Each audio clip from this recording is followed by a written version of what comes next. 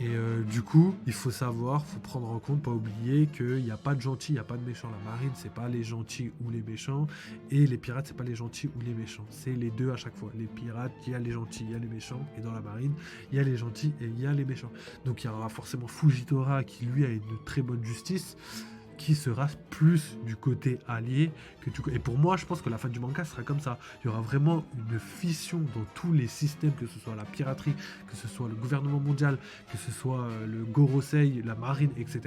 Tout le monde sera divisé et certaines personnes rejoindront les pirates, enfin pas les pirates mais plutôt le bien, et d'autres rejoindront le mal.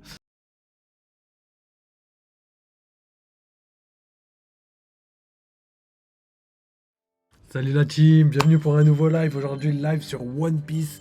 Donc, ça va être une petite analyse de vidéos de Raftel Hill, pardon. Mais surtout, l'analyse des spoils du chapitre 1099. Ils sont déjà sortis. Hein. Je crois qu'ils sont sortis depuis ce matin. Je les ai vus, mais je les ai pas lus. J'ai fait exprès, je les ai réservés pour le live. Et je suis trop content. Donc il y a beaucoup de confirmations, j'ai été spoil un petit peu, hein, on va parler Dragon, on va parler de Ben Beckman, on va parler de certaines personnes. Donc restez bien assis, bien confortablement et on va tester ça. Donc pour la team YouTube, faut que je précise parce qu'on me le dit souvent dans les commentaires, les gars, c'est une réaction analyse pour par exemple pour les vidéos comme Raftelil, Mon Corvo, etc., etc., etc. C'est une réaction analyse, c'est-à-dire que d'abord je réagis à la vidéo et ça se passe souvent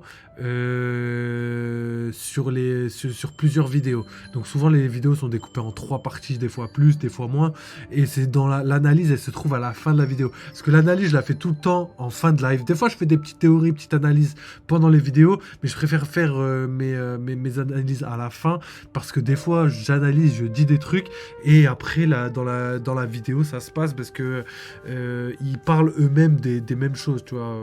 On lit le même manga, donc c'est normal qu'on arrive aux mêmes conclusions. Donc vous inquiétez pas la team YouTube, l'analyse elle arrive tout le temps en fin de vidéo, donc fallait que je le dise au début, sinon les gens ils captent pas, ils me disent dans les commentaires mais pourquoi t'as pas analysé la vidéo, c'est pas normal, etc., etc. Donc vous inquiétez pas, l'analyse est tout le temps en fin de vidéo, et quand il y a plusieurs vidéos, vous avez compris, c'est dans la dernière vidéo. Donc voilà, il y avait ça, et je voulais aussi vous remercier les gars, parce qu'on est déjà plus de 200 sur YouTube, c'est énorme, la team YouTube vous assurez de ouf. Je vois tous vos commentaires, il y a énormément de commentaires positifs, de personnes qui me félicitent et tout, et je suis trop content, donc je vais essayer de taffer de ouf pour vous faire des lives toujours de meilleure qualité, mais vraiment qualité. Au niveau des théories et des analyses. Vraiment, je mets l'accent sur ça, parce qu'il y a beaucoup de personnes aussi dans les commentaires qui viennent me dire oui, tes vidéos sont pas très quali, il n'y a pas assez d'images et tout. Les gars, wesh, si vous voulez voir des images qui bougent et tout, les gars, allez regarder le manga directement. Je peux comprendre qu'il y a beaucoup de... C'est un peu la norme sur YouTube de mettre des images de combat, de voir Kizaru, etc., etc. Mais moi, je parle des faits, je parle vraiment scénaristiquement, je parle des choses les plus importantes à mon sens. C'est le manga, c'est les théories, c'est les analyses, c'est ce que Oda veut retransmettre. Donc les images et tout, peut-être je ferai un effort, mais plus tard. Là pour l'instant, j'ai malheureusement pas le temps, je suis obligé déjà juste de monter vos vidéos et tout, les rediffs et tout, pour que ce soit pas trop lourd, que je vous fasse pas des formats de 1 heure. L'autre coup là, hier je crois on a fait un live de 2h30, non c'était avant-hier sur la Mon Corvo, 2h30, donc je peux pas vous la poster directement sur YouTube, je suis obligé de la monter, et je peux pas me permettre de vous monter les vidéos trop avec plein d'images de One Piece, etc., parce que sinon je pourrais pas vous sortir autant de vidéos que prévu. Là ce que j'aime faire, c'est de faire énormément de contenu. Après je mettrai l'accent sur la qualité avec des belles images, machin chose et tout, mais pour l'instant je veux vraiment me concentrer sur le contenu en termes de théorie, en termes d'analyse. Je pense que c'est le plus important d'abord, faut être vraiment hyper bien calé là-dessus, et après peut-être on fera si j'ai un monteur, etc. Mais pour l'instant je fais tout ça gratuitement les gars, donc comprenez-moi, déjà je mets énormément de temps dans tout ça, je peux pas non plus demander à un monteur de faire ça pour moi, ou de mettre encore plus de temps que je le mets déjà. Donc voilà, c'était juste pour vous dire pour la team YouTube. C'était juste pour vous prévenir, parce que je sais qu'il y a beaucoup de personnes qui me disent ça en commentaire, mais vous inquiétez pas, je vois vos commentaires et on taffe dans ce sens-là pour améliorer les choses dans tous les domaines, que ce soit au niveau de la qualité visuelle, on va dire, et de la qualité analytique et des théories. Donc voilà, c'est terminé. Maintenant, on va passer au vif du sujet, c'est-à-dire les spoils du chapitre 1097, pardon. Et après, on va regarder une petite vidéo de Raftelil sur le précédent chapitre, mais qui va sûrement nous donner des informations sur plein de choses. Donc voilà, encore merci pour la team YouTube qui m'envoie énormément de commentaires positifs. Ça fait très plaisir, ça m'envoie de la force et ça me pousse à continuer, parce que des fois, j'ai des baisses de régime. Comme en ce moment, je suis un peu trop fatigué là, j'ai vraiment des baisses de régime. Donc vas-y, je lance la petite cam pour qu'on puisse commencer à analyser tout ça. Donc voilà, pour les gens qui veulent avoir les spoils et tout, n'hésitez pas à prendre le compte, hein, c'est One Piece Spoil, ils ont des infos par rapport à plein de trucs et tout. C'est pas le seul, hein, j'en suis plusieurs, mais moi je vous montre lui parce que c'est plus simple pour moi. Si je vois d'autres messages, je vous les mettrai tout à l'heure, mais voilà. Donc voilà, il est déjà 65 000 abonnés, je crois. Quand je l'ai vu, il avait même pas 10 000, il avait même pas les 10 000, hein. Quand je l'ai suivi, il avait même pas les 10 000. Après, je l'ai suivi avec un autre compte. C'était pas ce compte-là. Ce compte-là, je l'ai créé au début d'année.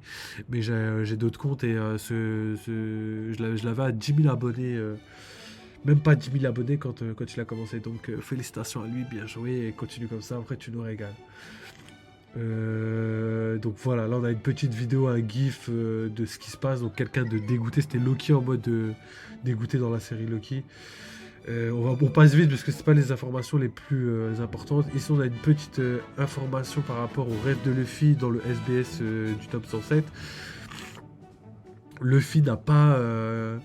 enfin Caribou plutôt n'a pas vu le rêve de Luffy. Donc une petite information qu'il faut prendre en compte. Faites ce que vous voulez, vous la prenez en compte, vous la prenez pas en compte. Mais Caribou ne connaît pas le rêve de Luffy. Il n'y a que l'équipage pour l'instant qui connaît le rêve de Luffy. Et je trouve ça beau. Je pense qu'Odell a fait exprès. Ensuite, SBS 107, la véritable apparence d'Im pourrait-elle être quelqu'un avec une bouche très pointue? Et je pense qu'il fait référence à l'image comme ça. Je vois que les lecteurs de One Piece ont beaucoup d'humour. Et Oda, il a dit d'accord, je passerai ce message comme vu. En gros, il laisse un vu. Ensuite, quel est le nom du fruit du démon de Bonnie? Oda, c'est le Toshi no Mi qui permet à l'utilisateur de modifier librement son âge. Ça, je comprends pas. Pourquoi Oda, il nous l'a pas mis dans le manga directement? Il le met dans les SBS, mais il aurait pu le caler facilement à Egghead. Genre, par exemple, vous vous rappelez quand Bonnie, elle est dans la tempête, elle arrive là, tout au début de Egghead, et que même qu'après elle enlève son t-shirt, elle les sort là comme si c'était normal d'enlever son t-shirt et de les sorer. Et là il aurait pu mettre une case en dessous avec marqué Bonnie, Toshi no Mi, etc., etc. Donc là il nous l'a mis dans le SBS, mais bon, je sais pas, il aurait pu le mettre. Après c'est rien de spécial, on s'en fout, mais voilà. Et voilà, donc là on commence à avoir les informations les plus. Ça, je me suis fait spoiler direct. Les informations les plus importantes. Donc Ben Beckman est celui qui a pris le bras de Kid. Donc c'était logique. On le savait déjà que c'était pas Shanks qui l'avait retiré, mais que c'était l'équipage de Shanks. Donc ça aurait pu être soit le Kiryu, mais ça m'étonnerait parce qu'il se bat pas avec une épée, si je me trompe pas. Il se bat avec des guns. Et pareil pour Yasop, qui se bat pas avec une épée, qui se bat avec des guns. Bon, après il aurait pu lui exploser le bras, mais bon... je sais pas, je voyais plus ça comme couper le bras que exploser par une déflagration le bras. Donc les chances étaient... En plus, Ben Beckman a un gun, mais je crois qu'il a une épée aussi. Du coup, en fait, je sais même plus. Je trouve ce que je dis, ça invalide complètement ce que j'étais en train de dire. Mais avant, j'ai regardé, mais dans tous les cas, c'est lui, c'est certifié, c'est Ben Beckman qui lui a arraché. C'est le second de l'équipage, donc ça m'étonne même pas. Et on le savait déjà parce que quand Kid a one-shot Shanks, quand Shanks a one-shot Kid, juste avant, Killer lui a dit la dernière fois que t'as attaqué Shanks, t'as même pas pu voir la tête du capitaine et t'as déjà perdu un bras. Donc déjà on le savait que c'était pas Shanks qui lui avait retiré, mais et on savait aussi que c'était l'équipage de Shanks dans tous les cas bien avant, mais voilà. Pas de pause après ce chapitre. Non mais c'est légendaire. 3 chapitres de suite. Je crois que j'ai pas vu ça depuis mai, juin, même avant, je crois. 3 chapitres de suite. Je crois que j'ai pas vu ça depuis ouais, mai ou facilement avril-mai, ouais. Truc de ouf. Truc de ouf. Oda, enfin. Ouais, en même temps, le live action là, il casse la tête un peu. Donc One Piece 1097, 13. Je sais pas ce que ça veut dire 13, mais ça veut dire quelque chose. On va voir ensemble. Euh, Donc le liqueur qui s'appelle Lilith, mais avec des 1. Le débat est enfin terminé. Et je ne sais pas de quel débat est enfin terminé, mais ça doit parler de Dragon. Et là, on a la fameuse information. Je pense que c'est l'information, enfin, l'une des informations les plus importantes. Dragon faisait partie de la marine dans le passé, mais il est parti après avoir appris qu'il n'y avait pas de justice là-bas. Donc, tout est logique. Ça, on en parle depuis très très longtemps. La théorie a été évoquée depuis très très longtemps et elle est enfin terminée. Je ne sais pas s'il parlait de ça par rapport au débat, mais pour moi, il n'y avait pas de débat. Il y avait une possibilité. Je veux bien que les gens croient que c'est pas ça, mais ils pouvaient pas affirmer que c'était pas ça. Ils pouvaient pas affirmer que Dragon n'était pas un marine. D'ailleurs, il y a quelqu'un qui a... ça va chauffer les gens. Ça, ils vont pas kiffer. Mais il y a quelqu'un qui a dit sur Twitter que vu que Dragon était dans la marine, ça change la vision que les gens devraient avoir de la marine parce que on sait que Dragon est ultra puissant et, et que si Dragon était encore dans la marine, est-ce qu'on considérerait Dragon comme étant level intermédiaire ou empereur? Est-ce qu'on le considérerait comme ça? Et dans tous les cas, son level est un des deux pour sûr. Et franchement, je me mouille pas en disant que personnellement, je le vois très bien au level d'un empereur. Ce serait bizarre de le voir moins fort, surtout qu'on n'a toujours pas vu sa force. Et on sait que quand Oda ne dévoile pas la force de quelqu'un, c'est pas pour rien. Quand on parle des amiraux, je veux bien comprendre. Mais quand on parle de Dragon, l'ennemi numéro 1 du gouvernement mondial, le mettre en dessous d'un level empereur, ce serait quand même du gâchis. Voilà. C'est mon simple avis, mais du coup, réfléchissez quand vous pensez que la marine est très, très faible. Je vois que beaucoup de personnes pensaient ça. Moi, je suis pas Team Yonkou. Enfin, je sais même plus comment on dit là. Pro Yonkou ou pro Amiro. Je suis ni l'un ni l'autre. Juste, pour moi, il faut qu'il y ait un juste milieu entre les pirates et la marine. On sait que la marine, elle est moins forte que tous les pirates réunis, mais on sait que la marine est un tout petit peu plus forte qu'un équipage de Yonko. Parce que, par définition, vu que la marine, elle doit avoir un minimum d'autorité, il faut un minimum d'équilibre. Si la marine est faible, les Yonkos sont faibles d'une certaine manière. Parce qu'en fait, il y a une phrase qui dit qu'on mesure, on mesure la valeur d'un homme à la puissance de ses ennemis, entre guillemets, c'est pas la phrase exacte, mais vous m'avez compris, parce que il faut avoir des ennemis de taille pour être respecté. Sinon, si tu t'attaques qu'à des faibles, forcément, tu vas pas être quelqu'un de très très fort. Et évidemment, les pirates entre eux s'affrontent, donc sont rivaux entre guillemets, mais la marine aussi doit être à peu près au même level entre guillemets, hein, avec des pincettes, hein, parce que c'est pas tout à fait pareil, parce que c'est comme ça, il le faut scénaristiquement, il le faut, et ça m'étonnerait pas que les amiraux soient plus level intermédiaire que level premier commandant, même si pour le level premier commandant, c'est pas tout à fait impossible. C'est même, je dirais, absolument pas impossible. Mais il faut prendre en compte qu'il y a la possibilité qu'il soit level intermédiaire. Il y a beaucoup de personnes qui veulent pas entendre cette possibilité, mais les gars, il faut que vous vous rentrez ça dans la tête. Ce n'est pas impossible. Ce n'est pas impossible. Oh, c'est Oda qui décide, et pour l'instant, il nous a donné des indices. Il nous a montré à quel point Aokiji pouvait geler tout l'équipage de Barbe Noire. Il nous a montré que Akainu pouvait blesser gravement à plusieurs reprises Barbe Blanche. Il nous a montré quand même pas mal de choses. Ça veut pas dire qu'ils sont absolument level intermédiaire, mais ça veut dire que c'est pas impossible. Faut juste prendre ça en compte. Donc me tombez pas dans les commentaires. Parce que je suis obligé de répéter tout le temps la même chose à chaque fois après. Après, il y a 15-20 personnes qui viennent me dire la même chose. Ouais, mais non, il est pas intermédiaire, bah, parce que si, parce que cela. Et moi, je suis obligé de dire, mais ça veut pas dire... c'est pas parce que tu penses quelque chose que c'est forcément vrai. Je veux bien comprendre tes arguments, mais il y a énormément d'arguments contraires qui invalident la théorie. Donc, pour moi, c'est absolument pas impossible. Pour moi, les trois arguments, si vous avez des arguments, parce que ça, c'est des questions qui se posent et que j'ai envie de dialoguer avec vous, tu vois.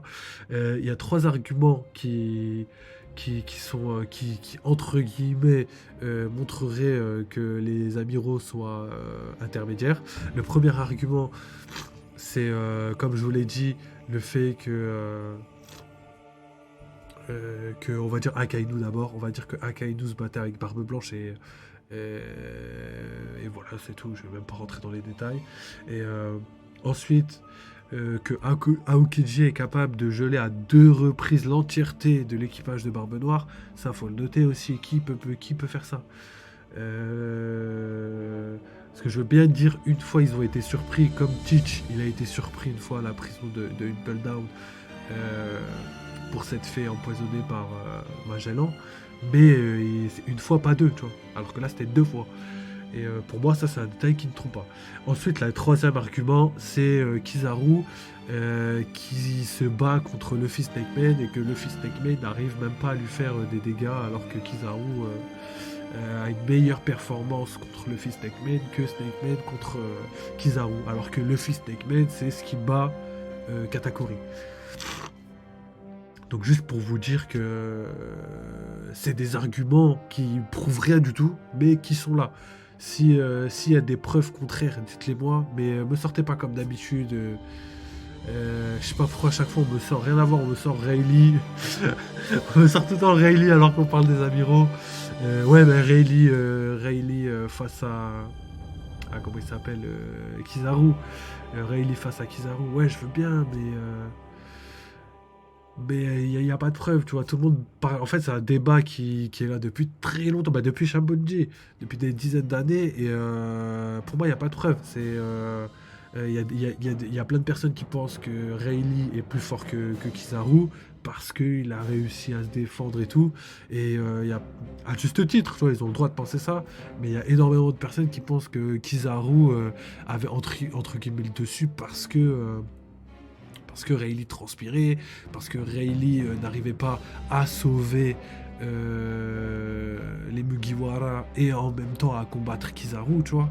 Et pour moi, si je devrais en prendre une partie, je pense que Rayleigh... Je préfère dire égalité, tu vois. Je préfère dire égalité que dire que lui, il est plus fort que l'autre. Parce que pour moi, c'est pas réellement vrai, tu vois. Je peux pas dire, ouais, Kizaru est plus fort que Rayleigh ou que Rayleigh est plus fort que Kizaru, parce que le match s'est soldé par rien, tu vois. Personne n'a été blessé, personne n'a été... Il y avait un petit léger avantage pour Kizaru, dans le sens où Rayleigh avait l'air un peu transpirant, mais ça veut rien dire, tu vois, ça veut rien dire. Je préfère dire que ça veut rien dire, même si j'ai un avis plutôt côté Amiro, tu vois. En fait, pour moi... en fait, il y a un débat interne en moi et dans la commu aussi, c'est que pour la plupart des gens, Rayleigh il est intermédiaire, c'est le synonyme de la puissance, en plus il a trop la classe et tout le monde l'adore, c'est un peu le tonton de Luffy, d'ailleurs je sais même pas si c'est réellement le tonton de Luffy, parce qu'il y a une phrase bizarre de Baggy, mais bon c'était dans la version française, donc je sais pas si faut la prendre à la lettre. Et du coup, ce lien-là fait qu'on a vraiment une attache personnelle avec le personnage et on veut pas le voir plus faible qu'un Amiro qui veut tuer ses amis, etc. etc. Mais bon, après, ça c'est que la face visible de Kizaru. En vrai, je pense que Kizaru c'est quelqu'un de bon dans le fond. Juste, c'est un soldat, c'est un vrai soldat. C'est quelqu'un qui obéit aux ordres et point barre, quoi. Il fait rien d'autre. Et Juste pour le parallèle avec Kizaru, en fait, vu que les gens pensent que Rayleigh il est puissant, minimum level intermédiaire, ils peuvent pas dire que Kizaru est aussi fort que Rayleigh parce que pour eux, Kizaru est level premier commandant. Mais ils n'arrivent pas à se dire que ils sont égalité à cause de ça, tu vois. Alors que pour moi, je pense qu'ils sont égalité parce que les deux sont intermédiaires. Et ou sinon, ils sont égalité parce que les deux sont premiers commandants. Et eux, ils sont en conflit avec leurs croyances à cause du fait qu'ils pensent que quelqu'un. Mais pour moi, non. Ils sont vraiment plus sur une égalité que sur. Pourquoi je dis ça? Parce que s'il y avait deux amiraux, il se serait fait soulever Rayleigh. Parce que là, il n'y a pas de débat quand même. Si vous pensez que Rayleigh vieux peut soulever deux amiraux, peut-être Prime, mais pas vieux. Hein. Donc voilà, c'était la petite parenthèse. Là, je m'égare un petit peu, mais je voulais vous en parler parce que beaucoup de personnes parlent de ça. Donc, je veux bien qu'on dise que le level Yonko c'est pas un level à prendre à la légère et que tout le monde ne peut pas être au level Yonko, mais il faut quand même qu'il y ait des levels Yonko dans les deux parties. Du côté des alliés de Luffy, donc on sait qu'il y a Shanks, on sait qu'il y a Dragon, enfin pour la fin du manga, en tout cas scénaristiquement du côté de Luffy, on sait qu'il y a Luffy, Dragon, etc., etc. Donc il y a pas mal de personnes. Et on sait que Luffy, il n'est pas voué à être empereur, il est voué à être supérieur aux empereurs. Donc Luffy, c'est un ovni dans le manga, et il n'y a qu'une seule personne qui peut rivaliser avec ça, comme à l'époque de Roger Xebec, c'est pour l'instant Barbe Noire. Peut-être Team Sama, on verra. Mais tout ça pour vous dire que si d'un côté il y a des personnes très très puissantes, donc si on compte les armes antiques, etc., etc., il faut que de l'autre côté il y ait des personnes aussi puissantes. Donc dans la marine, je penserais peut-être à Kobe ou à Kainu. Pour moi, c'est les deux personnes qui sont vouées à être très puissantes dans la marine. Sinon on y perd en fait. Sinon, on y perd en cohérence. Dans le vrai monde, dans le monde actuel, dans les années, au XVIe siècle, il y avait. C'est la marine qui a mis fin à la piraterie. Donc la marine était extrêmement puissante, donc bien plus puissante. C'est pas représentatif du manga, mais il faut prendre ça en compte juste dans l'interprétation de ce que Oda veut rendre. Il peut pas mettre la marine excessivement faible. C'est-à-dire que c'est comme ça qu'on la voit actuellement, mais je pense que c'est voué à changer avec le temps. Un jour, la marine sera vue comme étant je pense que la marine plutôt va redorer son blason parce que effectivement depuis le début du manga on n'a que échec sur échec et je pense que ces échecs sont dus au fait que qu'ils sont au service des Tenryubito. Je pense que le fait de ne pas avoir leur propre justice les amène forcément à être des clowns, des pitres un petit peu, à cause du fait qu'ils obéissent à des ordres absurdes.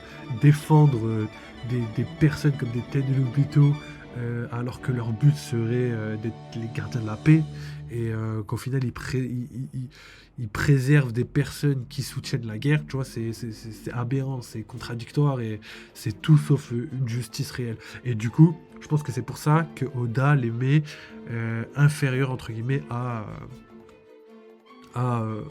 aux pirates qui eux veulent la liberté, mais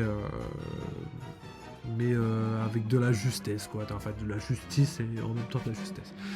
Et du coup, il faut savoir, faut prendre en compte, pas oublier qu'il n'y a pas de gentils, il n'y a pas de méchants. La marine, c'est pas les gentils ou les méchants, et les pirates, c'est pas les gentils ou les méchants. C'est les deux à chaque fois. Les pirates, il y a les gentils, il y a les méchants, et dans la marine, il y a les gentils et il y a les méchants.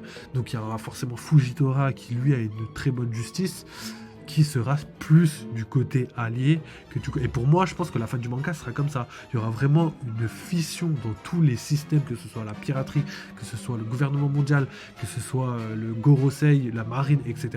Tout le monde sera divisé et certaines personnes rejoindront les pirates, enfin pas les pirates mais plutôt le bien, et d'autres rejoindront le mal. Donc voilà, après j'ai d'autres théories avec Barbe Noire, le Yin et le Yang, si j'ai temps je le ferai après. Donc voilà, je pense que je vais m'arrêter là, vous avez compris compris où je voulais en venir, juste scénaristiquement, mais en même temps en termes de puissance, le power scaling. Je pense que pour avoir une vision globale du manga, il faut se détacher de nos croyances et ne pas rester figé sur des éléments fixes. Je ne l'ai pas dit, je terminerai avec ça. Il faut arrêter de penser que, par exemple, quand on dit level intermédiaire, level amiral, level yonkou, que tous les yonkous se valent et que tous les amiraux se valent. Il y a toujours des puissances supérieures à d'autres, et il y a par exemple des amiraux, s'ils sont premiers commandants qui se rapprocheront du level intermédiaire, s'ils sont intermédiaires qui se rapprocheront du level yonkou, et il y a des yonkou qui vont pareil être au-dessus des autres yonkou, et il y a des yonkou qui vont être faibles, tu vois, plus faibles qu'un level yonkou normal. Donc faut le prendre en compte. Voilà, donc je pense que c'est tout ce que j'avais à dire. Ne restez pas figé sur des certitudes. Il n'y a aucune certitude dans One Piece jusqu'à la révélation de ce que Oda a dit. Et ça m'étonnerait pas que Oda, à Marineford, avait prévu de mettre les amiraux level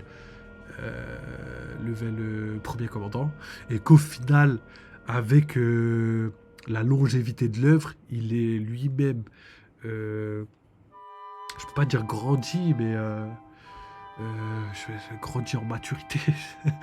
Le pauvre frère, il est plus vieux que moi, je lui dis qu'il a grandi.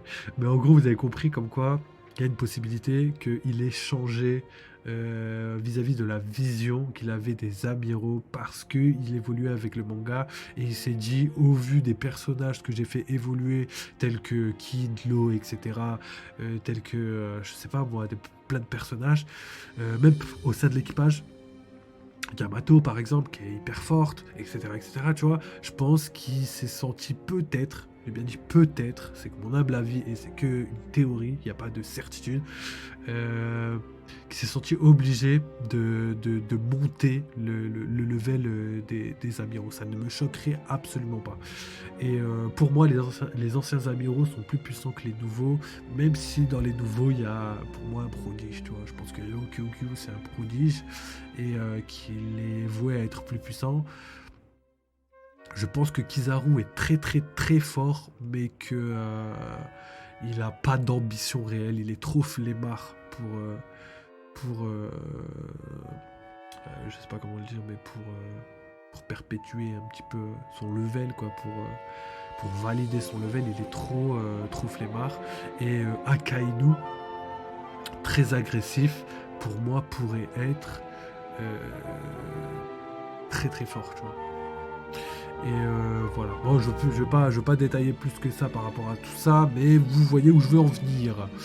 Donc les gars, élargissez vos compétences d'analyse et prenez en compte plusieurs scénarios. C'est-à-dire, au lieu d'être figé sur lui il est intermédiaire, lui il est Yonko, dites-vous plutôt qu'il y a deux possibilités. Soit il est intermédiaire, soit il est Yonko. Faites comme ça, parce qu'en fait, sinon après, il n'y a pas de dialogue, tu vois. Et quand vous êtes trop figé sur quelque chose, le jour où ça vous invalide, exactement par rapport par rapport à ce qu'a dit Ryokugyu dans le dernier, dans le dernier chapitre, du coup ça vous braque, tu vois.